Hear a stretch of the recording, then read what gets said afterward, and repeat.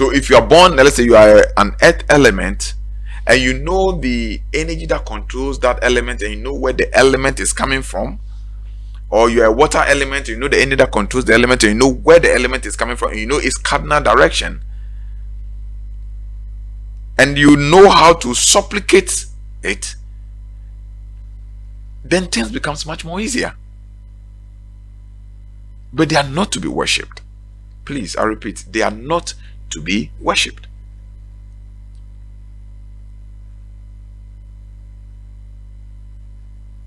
And we are going to talk about why they are not supposed to be worshipped. We are going to talk about why they are not supposed to be worshipped.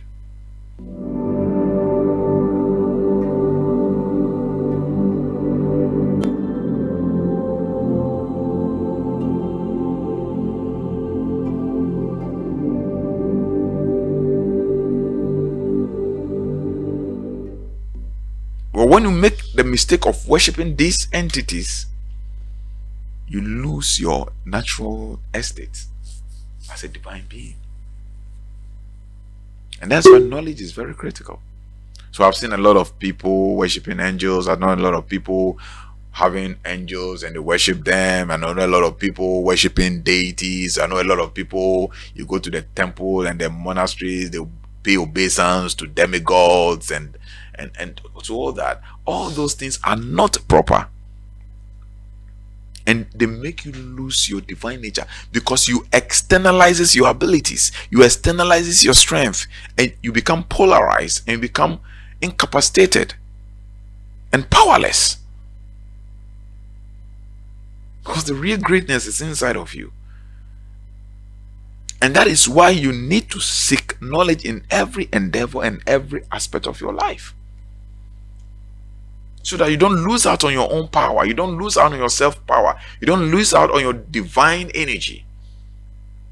And the reason why a lot of people are suffering and we are struggling in life is because we've lost out on our natural divine energy, and we are resorting to some powers somewhere. Meanwhile, all these powers, all these entities, all these demigods, all these energies operates and exist and have their effulgence by our provision.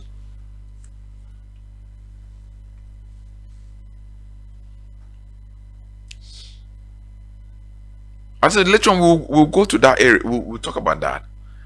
Even the beings in the extraterrestrial dimension that has not taken the non-physical form feed on our energy. We feed them. That is why when there's a shrine, there's a demigod somewhere, and somebody becomes the priestess or the priest of that shrine, at certain time of the year or certain periods, they have to prepare a feast for that shrine, for that demigod, because we feed them, we give them life. Either we feed them with our ill emotions, we feed them with our blood, we feed them with blood, we feed them with sacrifices, we feed them with ill emotional energy, but some way somehow they feed on our energy, and their survival depends on our energy. This they won't tell you, and that's why they create wars here, they create panic here, they create pain there, they create anxiety there, they create stress here, and all these things are energy. We will talk about that one, and how these lower vibrational beings feed on us. So we are the source of all that exists, because divinity dwells and resides in us. And that is why having adequate and relevant knowledge, it's very, very, very important. Now the fifth, but the last thing we are going to talk about on these 4 cardinal points, I call the 4 cardinal points, but there's an exceptional one we are talking about, which is not part of the cardinal points, and that is the energy, the cardinal of the ether.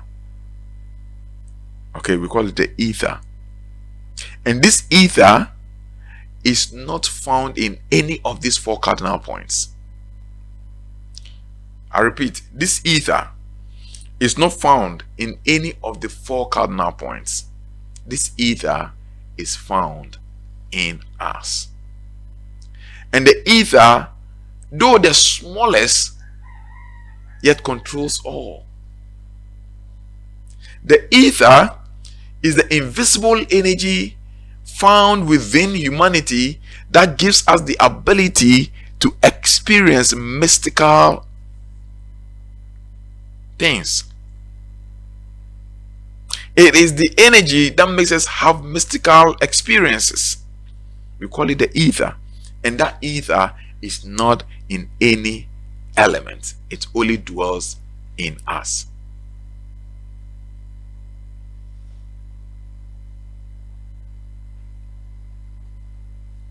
And we must understand this. And this is the reason why we are not supposed to pay obeisance. We are not supposed to worship. We are not supposed to reverence any of these elemental beings.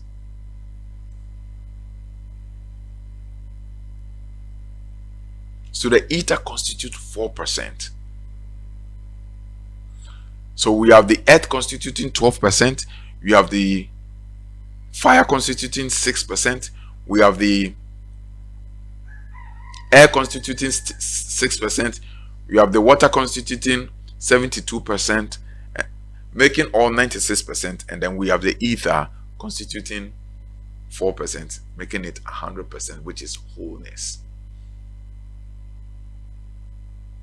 And in all the elements, there's only one being that has these ether propensities or ether abilities, and that is within man.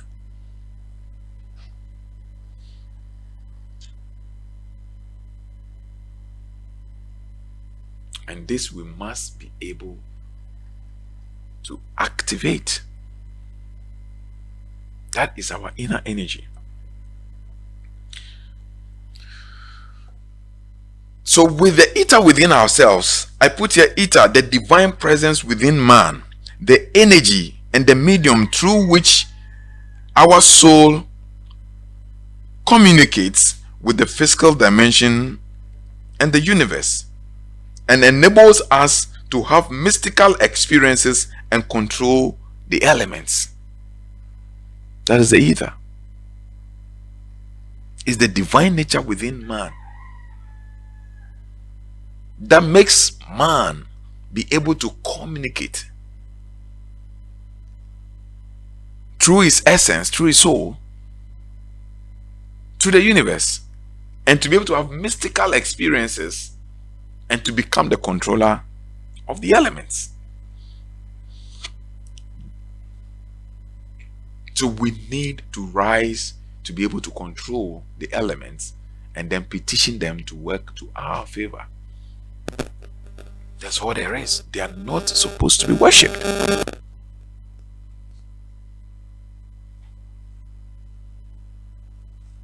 They are not supposed to be worshipped. So when you see all these people, they are worshipping, they worship the water spirit, they worship this, they worship that, they worship any of the 4 elements. That shows you they have lost their self-power. They have lost their self-identity.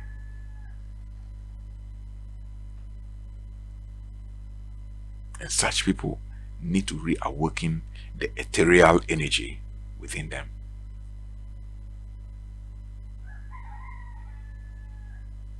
Because in and every soul lies the ethereal energy. And that energy is the only energy that gives you the ability to have mystical experiences, to communicate to the universe and all the elements, and to be able to be a controller of this world. And God breathed into man the breath of life, the ethereal force, the divine energy.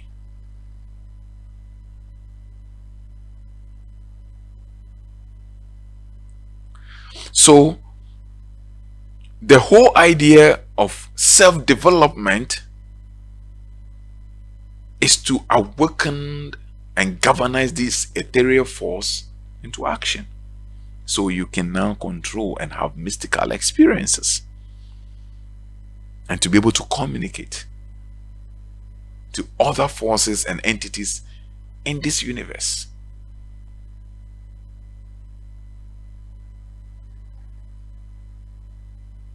This is the whole structure. It's not about now why muchia bi wo ho now then you with them with that makes us feel we are powerful people.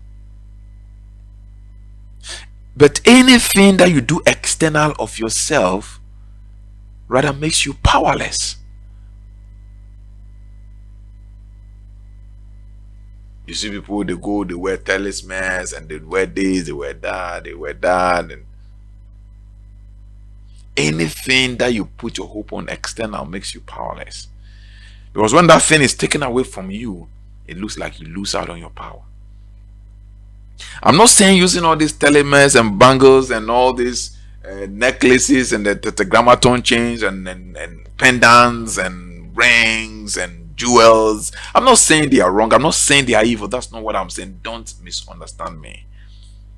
I'm saying that they are good and relevant, but only contributing to the activation and elevation of your etheric energy. And when the ether is activated, that is when these entities or these amulets or these pendants or these talismans becomes more active and more powerful. And when you have awoken the divinity within you, and you still use these talismans, bangles, necklaces, pendants, and whatever, even when these pendants are taken away from you or they are missing, it really doesn't bother you so much until you get a chance to get another one. I remember some time ago I used to have a pendant. It's a spiritual pendant. They call it the tetragrammaton pendant. So they use the style to do it with all the various spiritual envelopes in them, and it got missing. It was on a chain. Okay, it got missing. So when I woke up and realized that yesterday I didn't get my pendant home, where did it go? Yeah, at certain times, something lifestyle you make you lose it. You lose it mystically. You won't understand. Maybe you got somewhere, you went to some place, you did something which violates the conditions, and you I bet you're mystic. I don't know what you say being alpha. That's how it goes, just goes to thin air. Or maybe sometime back to the source. So when I wake up in the morning, I realized that I just lost my pendant. What happened if I lost the pendant? Then I was getting worried. Then I heard a voice. But greater is inside you. I heard a voice, but the greater is inside you. Why worry? And since then up to today, I never used that pendant again. Then I used to have a charge handkerchief. Okay, those times I used to. There's a way you do it, and you charge the handkerchief. Okay, so sometimes you see people driving cars, you see some white handkerchief in front of their cars, and all those. These are all charged handkerchief. You charge it. There's a way you do it. I know how to do all those things. So those times I used to charge the handkerchief, so that I even give some to some friends and ladies around me and all those things. So there's a way you do it to charge the handkerchief. You put on a seal, do the invocation prayer on it on the altar for some time, and then after that, it's charged. There's energy. You can even give somebody for healing. It works. And then when I had that charged handkerchief, and then somewhere along the line, I also mysteriously got missing. I think one of the things that when that holy handkerchief, because it's divine, you don't need to get close to a woman in her menses, or you don't need to take it to a place of convenience, because of the holy angels that you invoke. So that charged handkerchief is nothing but a conduit of attraction. You see, because let's say you get a handkerchief and then you put it on your altar, and then you do the recitation over it for 7 days. So you charge it for 7 days, and that's why sometimes some of these things I don't really want to bother myself do it, because it's a tedious activity. So you need to provide it at regular times for 7 days, do the rituals and then conjurations over it. Then what do you imbibe the perfumes and everything in it, so then it becomes a conduit to attract good spirits. Okay, so which of course the evil side too does it, but they also attract the kind of spirit that they use. But what we do, we attract the angelic forces we use, because we use the angelic perfumes, and then we do the prayer on it for 7 days. We call it conjuration. We do the conjuration for 7 days to attract this angelic forces. So anytime you have that handkerchief on you, it magnetizes those good energies around you. Okay. When you lost it, it's gone. You understand? But I used to have some also, and it got lost. Always is at my back pocket. Anywhere I go, and anywhere I'm going, I feel, so that I don't walk around with it, but it's always in my room. But if I'm going to a place that I feel that, no, these people, they are mean, or they might have some evil intention, sometimes you're going for some gatherings and meetings, so that, some people have powers and they want to use it wrongly, unfairly. So sometimes when I'm going to such areas where sometimes even involves family gatherings and all those things, that I pick it and I put it in my back pocket. Once it's in my back pocket, I'm not rest assured. No bagawaya. We know how to do all those things. It's not that we don't know. We know how to do it. I've been using it when we are doing back in the days when we are studying the mystical Kabbalah. These are things as part of the Kabbalistic rituals, you study, because Kabbalah is divided into two types. You have the self-development one, part of the Kabbalah, and then we have the ritual ceremonial Kabbalah. So we did all those things, and then one day it got lost, and I was like, hey, and I still had the same thing. You get the whole thing. Because these things, when you put your trust and hope and externalizes your thoughts energy, then you lose out on your self energy. I'm not saying they are not good. They are good. You can go in for the spiritual rings, the bangles, and all those things, but they cannot be there and always save you. There's only one thing that will always be with you. Even to the day you were born, to the day you will die, it doesn't leave you for a second. And that is the inner energy, the God's energy, the divine energy within. That's the only thing that would always be with you. Whether you're in the washroom, whether you're in the bathroom, whether you are in prison, whether you are in court, whether you are in distress, whether you are in agony, wherever you are, whether in your low and your high, it's always been with you, and it has no ichiwadie, because it is you and it is in you.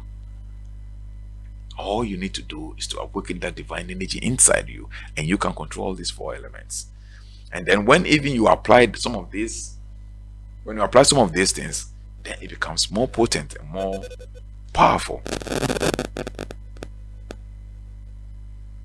So the ether, which is the 5th energy that causes you to have mystical experiences and to communicate to the universal forces that control the universe and to control the element, is within you. And that is why with that ether, there is no entity that controls it. So realize that all the 4 elements we talked about, all the 4 cardinal points we talk about, the 4 energy centers we talk about on this earth space, north, south, east, and west, there are energies, or that's angels that control them, okay, or that work from that point. But when it comes to the ether, there's no energy, because it's a master on its own, and it has the ability to issue instructions to all these energies. It has the ability to issue instructions to all these cardinal points and the cardinal energies and all its sub energies, because when you come to the earth, it has its sub energies like the norm, the gobs. When it comes to the water, has its own sub energies. When it comes to fire, has its own sub energy. When it comes to earth, has its own sub energies and sub kings and sub rulers and sub spirits. But the ether has the ability to issue instructions to all of them, so it has no energy. It is the self power, and that is why you need to develop that ethereal energy.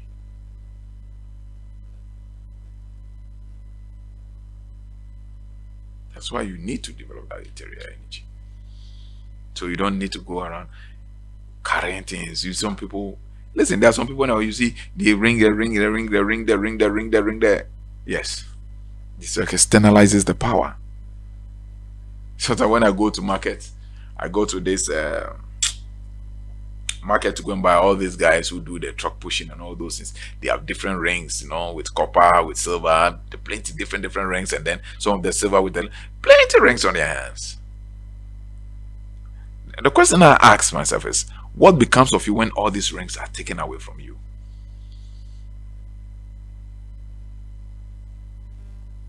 I remember back in the days, a friend of mine who was also on the transistor path, John, took me to it. I was there. He called me, Charlie, bro, Charlie. I've seen some Master B. He has books. Yeah, it's at Kaswa. So he called me and we went. So we went and we met this man. Then it was at the Kaswa overhead area there. He has the spiritual shop. He sells the spiritual items and all those things. Then I was looking at this man, and this man has so many rings on his hand, so many rings, so many different types of the Tetragrammaton ring, the lesser keys of Solomon, the sigils, and all those things. He used to do different rings and all those things, the scepters and all those things. So I was like, what this man? Then we're talking, oh, Charlie Coffee's camera. So, spirituality is all about money. Everybody wants to use spirituality to siphon money from people. So, yes, and it's without spirituality you cannot do, without money you can't do spirituality. Okay, so it's okay, but when it becomes a little bit exorbitant and a little bit exploitative, then it becomes a worry to me. But it doesn't mean spirituality is free. Spirituality can never be, because spirituality is one of the most expensive things in this world. It's very, very expensive because it gives you the treasure of getting limitless blessings and limitless edge over anything around you. So if we have to talk about it, it has to be the most expensive thing you can ever pursue. But unfortunately, people think spirituality has to be for free. It's not. But for me, when it's being done exploitatively, one, two, when the person has the means to pay, let him pay. But when the person comes and he hasn't got the means, you need to be benevolent. That's my point. You understand me? People are not doing 1 million Ghana cedis. No, who's going to meet you, and it's okay, good. Take the money, use it to serve other people who hasn't got the means. But people are who say genuinely the person hasn't got the money. Be benevolent enough to help the person so that the balance is attained. You understand? But people grossly think spirituality has to be for free. It cannot be for free because people have to listen. Sometimes when you are asleep, people are going through tireless night prayer, invocation, conjuration, and all those things, but you'll be sleeping in a comfortable home. You understand? I know people who have spent years of their lifetime. Like for me, I spent almost about 15 years plus researching and doing this thing, whilst probably you may be working and making money. And I use all these years researching to get the knowledge and to get myself spiritually upgraded. And you expect that when I come, the 15 years I've lost without making any money, without making any property, without making anything, what to take off my kids and family, you expect that I will sit down and then, if I don't have any means of survival, I will sit down and then you come after making all the money 15 years and you want to come and still get it for free and go. It's even technically and humanitarianly, it doesn't make sense. You get the whole thing. So yes, but for my point has to be benevolent. So if I'm saying that the man was asking for money, not that I'm against what he was doing, but I'm only trying to explain something, what actually transpired there. But spirituality has to be paid for. You understand? If the person chooses to do it benevolently, that is his problem. That is his choice.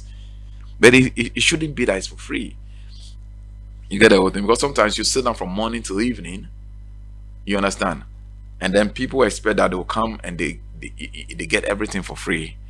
Meanwhile, these same people, when they work for somebody for 2 hours and the person does not pay them, they're going to quarrel with the person. It's still the same time. I'm using my time to consult and to do spiritual activity for people, and you expect it to be for free. But when you go and work for somebody, use the same time to do another form of work for somebody, you don't want it to go for free. When they ask you to reduce it, you don't want to reduce it. So how do you expect to create a balance there? So it's no problem if people are charging, but it has to be benevolent. And when people cannot afford, you have to find ways to assist the people. That has always been my admonition. So we went to this man, and this man was like, "Oh, go and bring money. We brought the booze." So then later on, when we left the place, I asked my friend, "What kind of a master is he that has so many rings on his hand?" I was asking, "What is ring? What is it?" And I knew the rings, but I was just asking.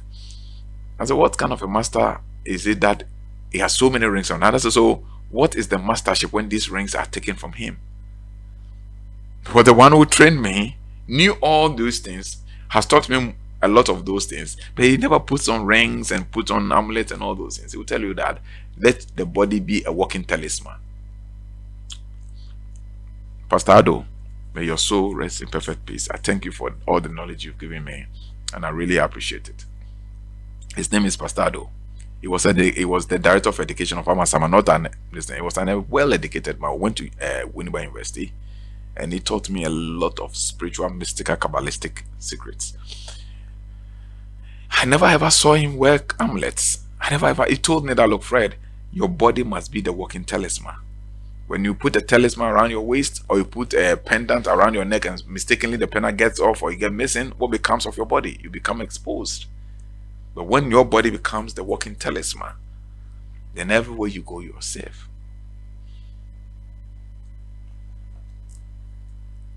So I asked my friend, what kind of a spiritual man, and playing the rings? Well, the greatness has always been within ourselves, and we need to develop this greatness. And when you have developed this greatness, and you decide to apply all these mystical things, external pendant and all those things, it is fine and okay. It's fine and okay. And there's no problem with it. Sometimes you go to, once upon a time I went to Osu. There's this Indian guy who came. He's a master. He said he's a master. And for them, anybody gets some small power, small knowledge, he says he's a master. So we went to him with a friend, one of my friends, Ben. Welcome to spirituality at Chimapa. So we went to his office, his house, and he uses the hall for consultation. And you need to, that time, you need to pay a huge sum of money. He's behind the you pass Papaya back. Then they saw something. It's something towers. They sell computers. Something towers. They sell computers. You pass there. That's where it's behind that place. Is it house party computers? No, there's something I've forgotten the name. So you pass that place. Then this guy was sitting up playing the rings and playing the spiritual pendants and all those things, and with all this Indian English. And I told my friend that, you know something, we should tell them. The money was taken out. We should tell them we didn't have that much money here, so we want to go and come again. And so even the small one we have, we can start with something. So we didn't have small. We came with transportation because there was no fee on the distance. Charlie, what kind of spiritual man you get playing tail rings and then you mentioned it? I thought, so for me, I don't like that spirituality. I want something that would develop my inner being. I don't need to carry things. So there are people when they are traveling, playing the spiritual time because this one is used for this one is used for this one is used for this. So when he's traveling or he's going somewhere for a funeral, he has to take all the things it is used for. I'm not saying they are wrong. That's not what I'm saying. What I'm saying is try to develop your own energy inside. Then when you're at home at your convenience, you can use these things. But when you're traveling, you don't need to carry all these things. Then they have the Buddha, then they have this in their bag. When they open their bag, there are so many amulets and so many charms and so many things inside. It's okay. It's fine. It's beautiful if you want it. But my question I always ask myself is, when you don't have them, or it's missing, or you get yourself trapped somewhere and you cannot access them, what becomes of you when there's an attack? That's the question I ask. So it is best for you to do the inner development, to awaken the ether inside of you.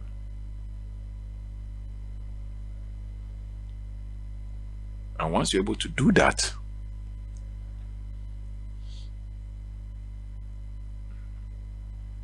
you'll be fine. And if you want to use all these pendants and use all these gemstones and use all these earrings and bangles and talismans and rings and all this with different stones, the emerald, the sapphire, all those things, you can use them. You can use them if you want to, but first learn to develop yourself. Because the day you die, they are going to take all those amulets, they are going to take all those pendants. They're going to take all those bangles. They're going to take all those necklaces. They're going to take all those chains and all that. They're going to remove everything down. Even if you have vomited something, to come out. I know people have vomited rings and all those things. It will come out.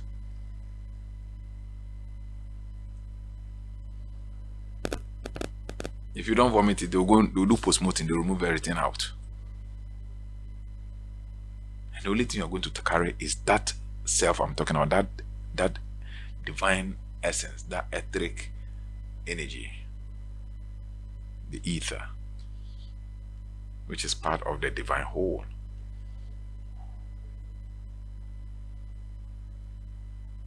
Greater is he that is in you than he that is external. So find that greatness inside you. Make use of these elemental directions, the cardinal directions. Don't worship them. Don't pay obeisance to them. Don't reverence them. Don't give them reverence.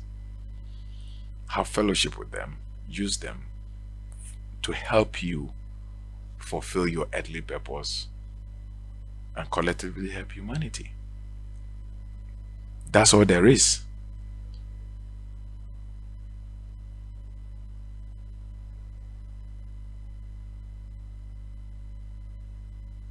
Don't get yourself trapped under any form of deity, demigod, angelic worship. Don't get yourself trapped. And don't get the soul trapped. I don't want to go into these things because let me tell you, when we go to a lot of religions you are following, a lot of temples you go, they are all working for the same kingdom. There will be a little bit fire. And I know people, a lot of them, I'm telling you, they'll tell you there's nothing like Satan. It's a lie. They are all working for that same energy. They are wolves in sheep's clothing. Don't forget, the Bible tells you that they'll come to you as wolves in sheep's clothing.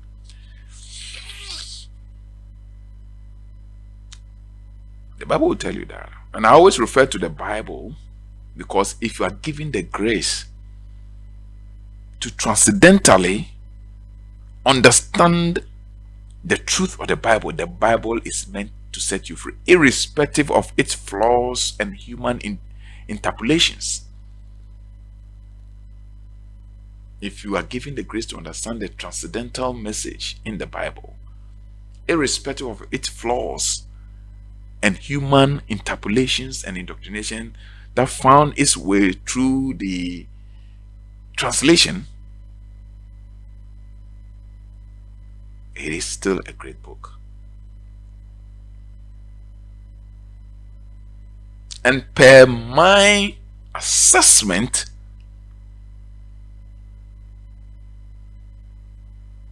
after getting access to some of these books, not all the spiritual books, but some of the spiritual, the Bhagavad Gita, the Srimad Bhagavatam, the Vedas, and all those things, the Bible really stands out all, irrespective of its flaws and human interpolations and errors. That we appreciate, we admire, we know it is there. That finds its way during the translation. But the original text from which it was translated, the original manuscript, the original tablet from which it was translated, it is to set you free, physically and spiritually, to give you absolute liberation. And it's my prayer that grace someday will find you so that you transcendentally understand the true, authentic translations of the word. And when you do,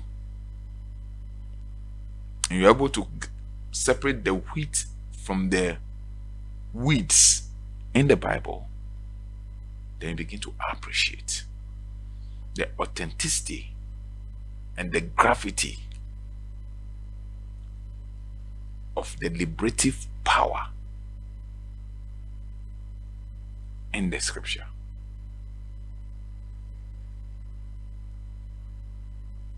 No wonder Lent, they are recompiling it again to take certain things out.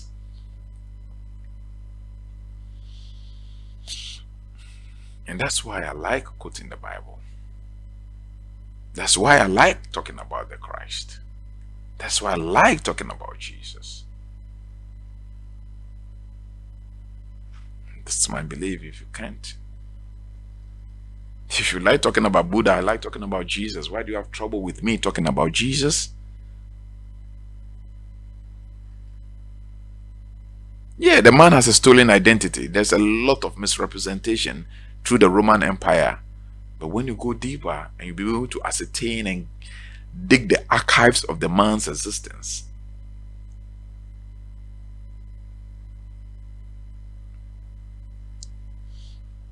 it was a wonderful man who attained one of the highest form of divine awakening. So if you want to talk about Buddha, I want to talk about Jesus. If you want to talk about Muhammad, peace be upon him, I want to talk about Jesus. They're all masters. They are all ascended masters. Why do we fight among ourselves? These are great souls who tread upon the surface of the planet Earth, brought us profound wisdom. One day I'll bring a book, and I'll bring a book.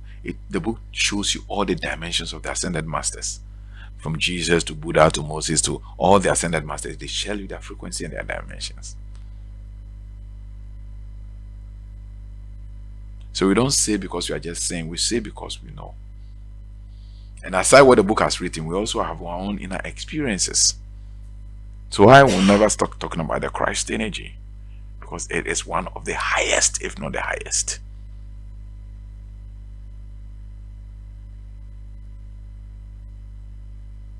When I said that, I'm not comparing, okay? Because I am using the word Christ because it's where I'm coming from. Is the language we give to that energy, that identity. In Hindu, they may call it this thing, but whatever name you call it, that energy is the highest among all the energies. If you decide to call it Krishna, you decide to call it Rama, whatever name you decide to call it, that is fine. But if it only refers to what I'm also referring to, then it is the highest of all the entities. All the energies, the frequencies is the highest. That's why they said that it's the firstborn son of all creation. All manifest, when it's creation, simply means all manifestation is the firstborn manifestation, the first energy. He was from the beginning. And there is nothing that was made without him that was made. For all things were made by it. And all things work for it. Be it principalities or powers, dominions or thrones. They all consist of him, and they are in him, and they work for it.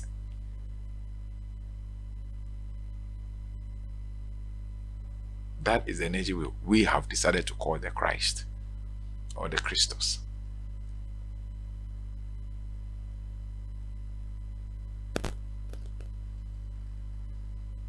And it's the very essence of your beingness. So if you denounce it, you're denouncing your own existence. That's what the book says in the book of Colossians.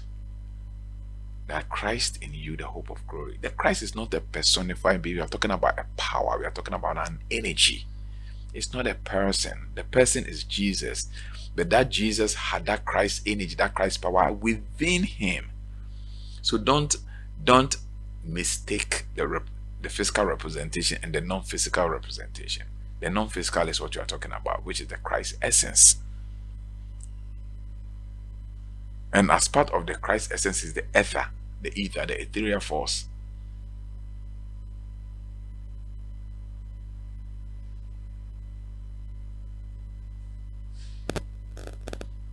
So my brothers and sisters, this is where we draw the curtain for this session. I hope you understand. Later on, we would go into how to petition these entities. Okay, the various energies that control these various cardinals, and how do you, what are their likes, what are their dislikes, how do you petition them, how do you easily draw them closer. So if you want something about Greek, you know what to do, where to, and all those things. If you want to do something pertaining to engineering, business pertaining to engineering, you know what to do. You want to do something, issues with fertility, you know what to do. If you have to do something with science, you know where to face and what to do. And these are the things that this Western world know that we don't know. And ultimately, you also augment it through the personality development, through the power of the mind over matter. So at the end of the day, you become a complete being, having absolute control over your world. That you don't always have to externalize your power by going to somebody to help you do something. That's the beauty of existence. And once you can get it, it is fine. That's the beauty of existence. And once you can get it, it's fine. And if you want to have spirituality and have good spirituality, you must be ready to pay the price for it. If somebody tells you he's giving free spirituality, trust you me, he will not give you anything which is substantial. He will just give you the piece and pieces, but a master key that will make you realize he won't give it to you. Forget it. That is the truth. He won't give it to you. And one day I'll take them and show you in the Bible. Even he said, Jesus, I have so many things to teach you. He won't give it to you. That's the truth about it. You get a piece and piece of it. Because catch on your salvation. Because salvation has to be free. You understand? But I did with the material on country because on country now no anyway. You get the whole thing. So that's what it is. So if you want, this morning I was here and I was just reflecting back, and then I saw that there's one thing I said to myself that Sika here was spirituality more. And why did I say that? I was reflecting back based on certain opportunities that I had to be able to buy certain books. But because I didn't have money to buy them, and these books, they are scarce to come by, and I saw these books first and people were ready to sell it to me, but I didn't have money. And I realized that money is indispensable to spirituality. Because if I had that book, today I may use it to help you and to help many people. Because I didn't have money as at that time, I couldn't buy them.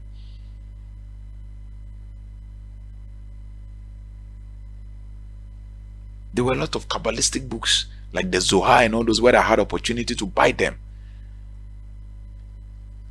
That give the mystical interpretation of the Kabbalah. I couldn't buy them. That if that time I had money, I would have bought them. So please, if you want to do true spirituality and get something substantial to be able to protect yourself, guide your businesses, explore and be successful in life, and then leave a legacy for your children. Because all these successful people you see them who leave legacies for their children, they are spiritually inclined. They are spiritual. Just this morning, somebody sent me a video and I put it on my status that Larry King was interviewing McDonough. You know McDonough? I don't know. The old guys will know McDonough, the famous musician. She was as famous as Whitney Houston. She was being interviewed and she was practicing Kabbalah. I think it's still living on my status as I'm doing this video. Larry King of CNN was interviewing her, and she was talking about how she got into the Kabbalah, begin to learn about the Kabbalah and all that, and how the Kabbalah helped her to become famous. So if you want to leave legacy, all these big guys sit and leave legacy, they won't tell you, but the truth of the matter is that they have spirituality to build their legacy. And with that spirituality, you can't build a legacy. You are going to live on paycheck to paycheck, and you probably may die building one house or two and living a car for your family and some little amount in a bank account. But if you want to really leave a legacy, you need to build your spirituality, and you must be ready to pay for the price and invest into that area. Look at my back. Don't you see my back? Look at my back. All these things are books. Maybe if I should tell you the prices of some of these books, or you can't get them. Some of the prices of especially these old books, the Protestant books and all those Hindu, all these old books, you see them. Putting them together, probably may buy a plot. Because as at that time, I was buying book for 400, 500 Ghana. I'm talking about 15 years ago. And this is just small. I have loads of books at my previous residence and at my mom's place when I married and I lived. A lot of books. It's all investment. It's all money. But today, I don't know. When I was buying spiritual books, I was a student. But now students come in, they tell I'm a student. Meanwhile, they will look at the phone the student is having. Is holding a phone which is worth over 3,000 Ghana cedis, and he will come and pretend as if he hasn't got money and he wants it for free. Yeah, and so sometimes you jump to the conclusion and try to ask yourself, are they really serious about what they want?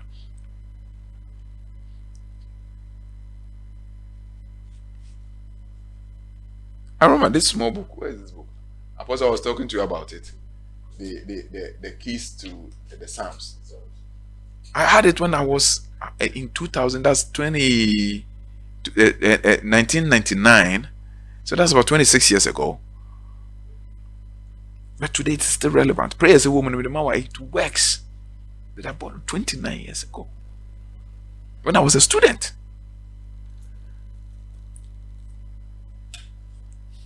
And I know people who don't have physics textbooks, or they have these books and they are making more money than all those physics. Because even to become an inventor, to become an innovator and all those things, without this knowledge, you cannot be. That is the truth. Without this knowledge, you can never be an inventor. You can never be an innovator. You can't be. Go and find out. They won't tell you the truth. That's the only painful aspect. You can never be an inventor. You can never be a creator. You can never be an innovator without spirituality. You, to me, you be a cotton farm worker. You only work on the cotton farm, take paycheck to paycheck, and die poor, needy, and frustrated. Go to pension, and then they take all your pension pay, and go to the hospital and take all your pension pay. That's the truth about it. So if you really want something that will set you free and you'll be independent, to have control over your life, learn to sacrifice for it, like you are sacrifice you are going to Legon or Lincoln or whatever it is. Because your mind tells you by going to Lincoln or Legon, you will have a secured future. But I can tell you that when you finish Legon, you are just going to end up with paycheck to paycheck. Finish. Nothing more than that. You can never have your total liberation physically and spiritually. So this is just an admonition to you, because we also have to pay the price. It wasn't on silver platter. It wasn't free. It wasn't cheap. We have to pay the price. We have to pay the price. I remember those days. I mentioned it before. Those days when I used to go to Pastado. I used to go to my teacher in this thing. Every time I go, I'll buy rice. I'll buy this thing. Even that one, I pay for class. But when you want to visit him personally, because you want to do something, send a bear or be obey then.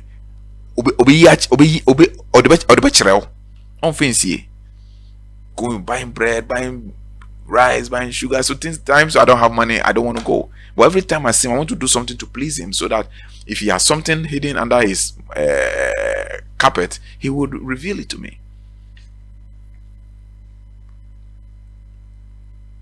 That's how spirituality is done. I'm not saying come and give to me, but I'm only telling you the truth of the matter. You get the whole thing. So if you really, really want to know spirituality, you must be ready to pay the price for it. You pay the price of your time, you pay the price of your sleep, you pay the price of your energy, and you pay the price of money. These are 4 things. Because there are times you don't have to sleep, you have to wake up.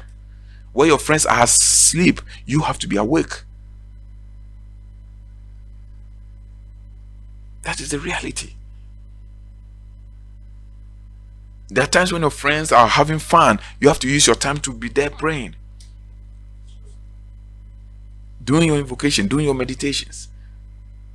There are times when your friends are using their money to buy luxurious boots and all those things, and buying luxurious cars. You are investing into your spiritual development, and in no time they will see the difference. We were speaking from our own experience.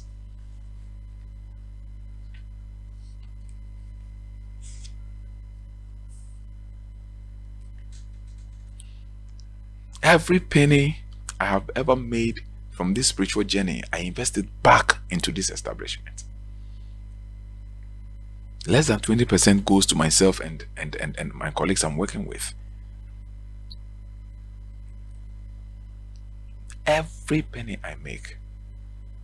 Last time I was complaining to Apostle that all the money I've made within this period, not money that I'm taking donations or money from people, no, These are services I've rendered and services I'm about to rent. I invest all the money into the building.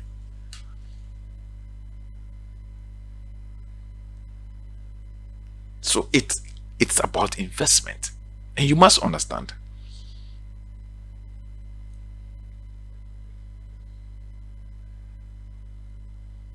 So please, if you want to do the spirituality and do it well, no matter where you find yourself, be ready to pay which price that comes with it. Price in terms of your time, price in terms of your energy, price in terms of your sleep, and price in terms of your money, your resources. You should be ready to do it. Time will be the so you're fasting. You have to, because you are building yourself.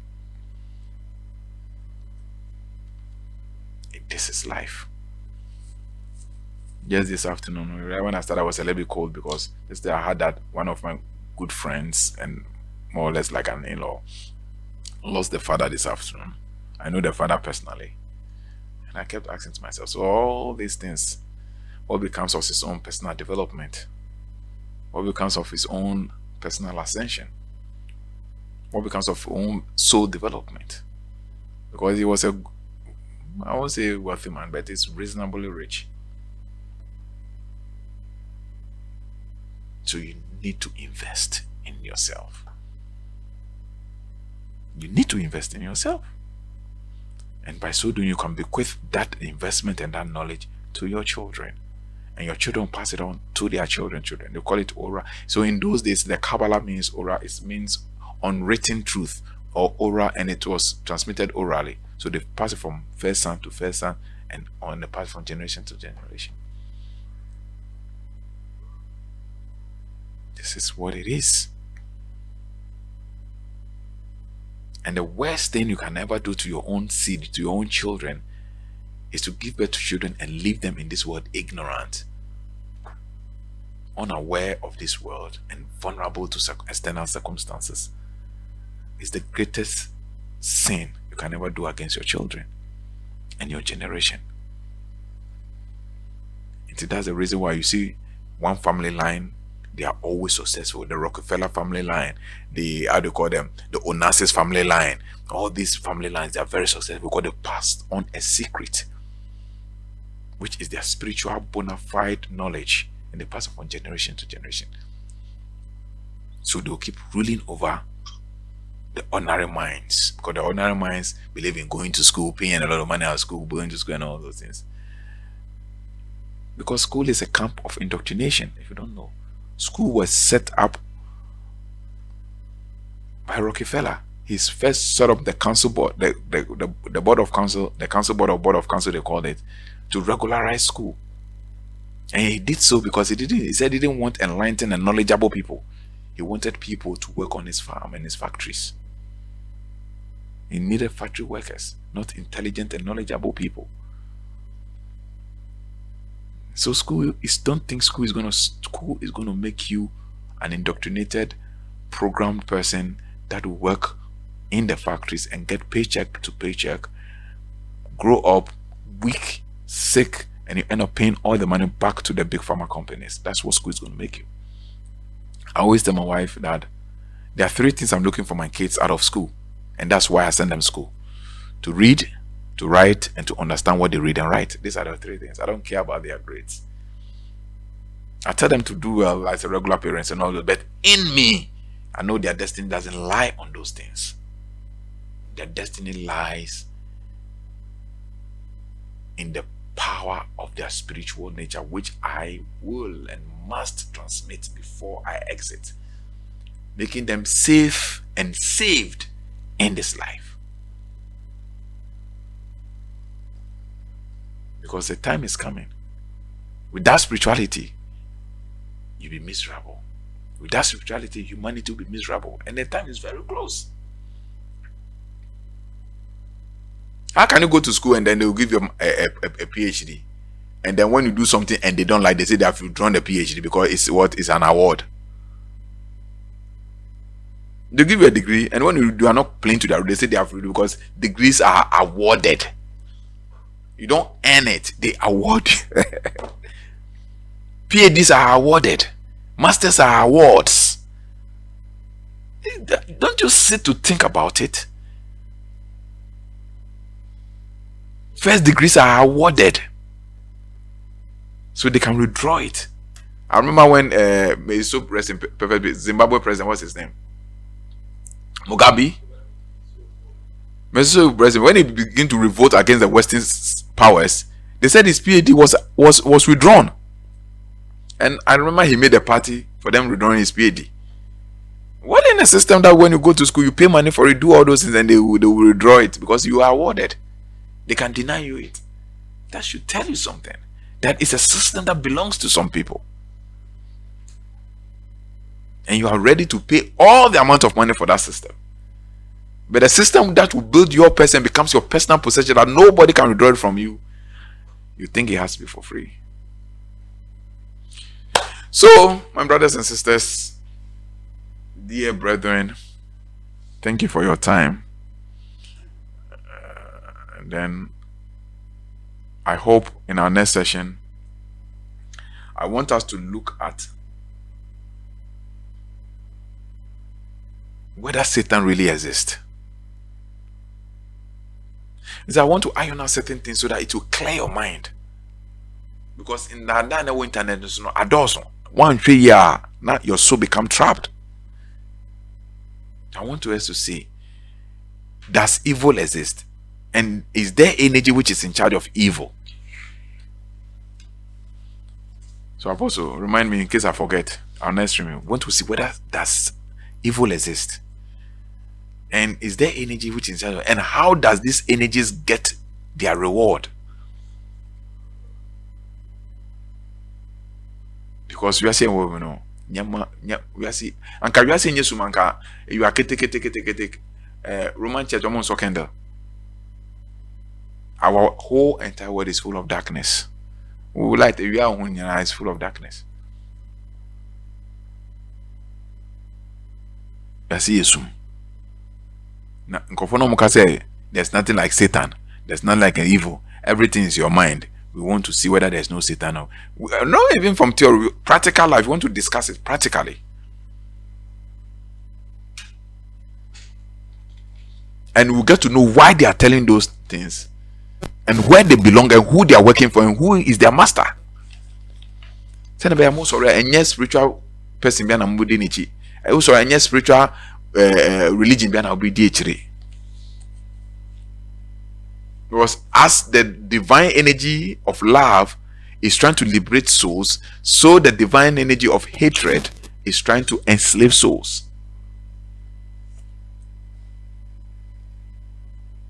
So we would treat that topic as well, because man must know the truth and the truth must set man free. Thank you very much for your time, and God bless you.